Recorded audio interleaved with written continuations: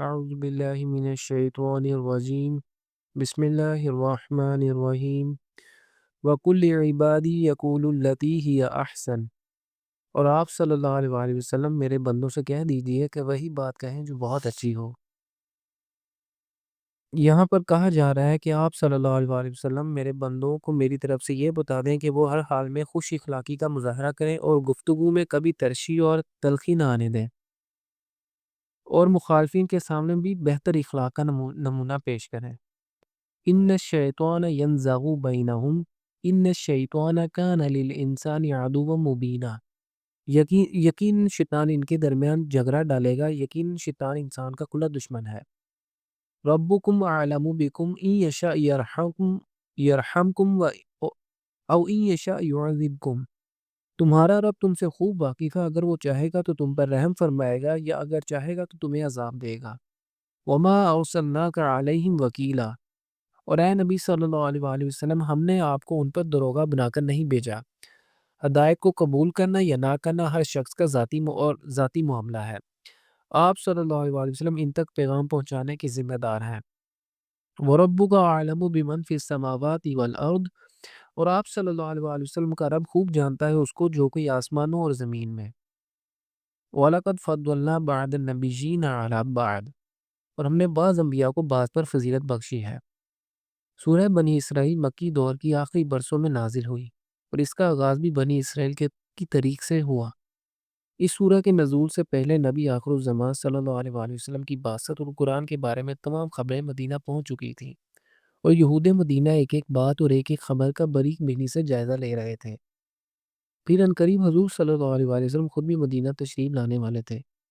ان حالات میں جب مسلمانوں کا یہودیوں کے ساتھ عقائد و نظریات کے بارے میں تبادلہ خیالات ہونا تھا، تو انبیاء کرام کے فضائل کے بارے میں سوالات کا اٹھنا ناگزیر تھا کہ اگر محمد صلی اللہ علیہ وسلم نبی ہیں تو آپ صلی اللہ علیہ وآلہ وسلم اور موسیٰ علیہ السلام میں سے افضل کون ہے؟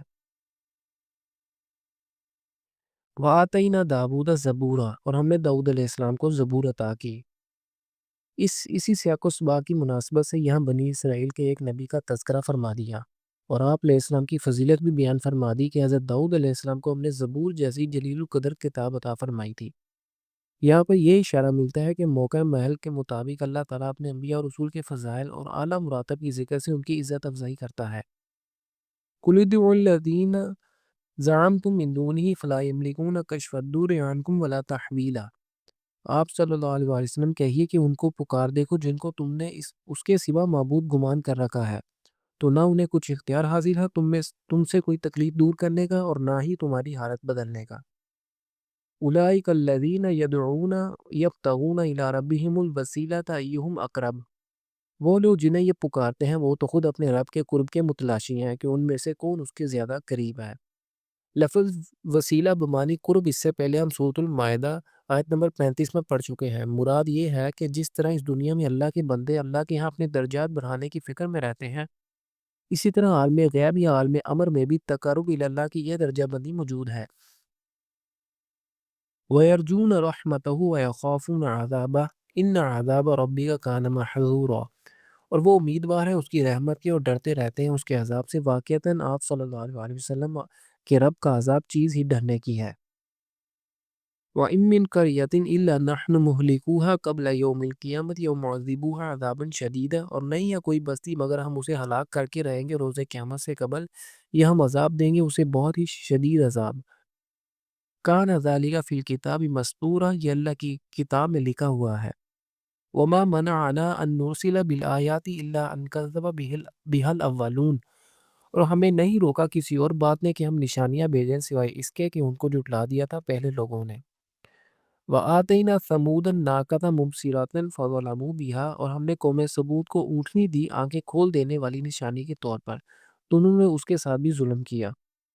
وَمَا نُرْسِلُ بِالْآيَاتِ إِلَّا تَخْوِيفًا۔ اور ہم نہیں بھیجتے نشانیاں مگر صرف ڈرانے کے لیے۔ وَإِذْ قُلْنَا لَكَ إِنَّ رَبَّكَ أَحَاطَ بِالنَّاسِ۔ اور جب ہم آپ صلی اللہ علیہ وسلم سے کہتے ہیں کہ آپ صلی اللہ علیہ وسلم کے رب نے لوگوں کا احاطہ کیا ہوا ہے۔ وَمَا جَعَلْنَا الرُّؤْيَا الَّتِي أَرَيْنَاكَ إِلَّا فِتْنَةً لِلنَّاسِ۔ اور نہیں بنایا ہم نے اس مشاہدے کو جب ہم نے آپ علیہ السلام کو دکھایا تھا مگر ایک فتنہ لوگوں کے لیے۔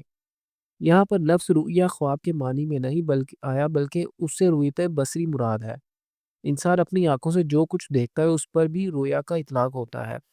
اللہ تعالیٰ نے شب معراج میں حضور صلی اللہ علیہ وسلم کو جو مشاہدات کرائے تھے، جو نشانیاں آپ صلی اللہ علیہ وسلم کو دکھائی تھی، ان کی تفصیل جب کفار مکہ نے سنی تو یہ معاملہ ان کے لیے ایک فتنہ بن گیا۔ وَالشَّجَرَةَ الْمَلْعُونَةَ فِی الْقُرْآن، اور اس درخت کو بھی جس پر قرآن میں لعنت وارد ہوئی۔ اسی طرح جب قرآن میں زقوم کے درخت کا ذکر ہے اور اس بارے میں یہ بتایا گیا کہ اس درخت کی جڑیں جہنم کی تہہ میں ہوں گی اور وہاں سے یہ جہنم کی آگ میں پروان چڑھے گا، تو یہ بات بھی ان لوگوں کے لیے فتنے کا باعث بن گئی۔ بجائے اس کے کہ وہ لوگ اسے اللہ کی قدرت سمجھ کر تسلیم کر لیتے، الٹا اس بات پر تمسخر و استہزاء کرنے لگے۔ وَنُخَوِّفُهُمْ فَمَا يَزِيدُهُمْ إِلَّا طُغْيَانًا كَبِيرًا، اور ان باتوں سے ہم تو انہیں تنبیہ کرتے ہیں مگر یہ تنبیہ ان کی سرکشی ہی میں اضافہ کیا جا رہی ہے۔